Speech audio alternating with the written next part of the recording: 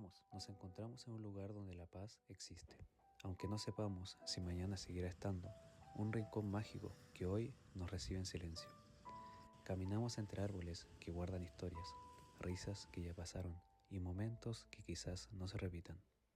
No sabemos si el día de mañana volveremos a ver este bosque así, pero hoy sigue siendo un refugio, sigue siendo calma y sigue siendo paz. Y tal vez por eso duele tanto, porque amar un lugar sabiendo que podría cambiar es aprender a agradecer antes de perder.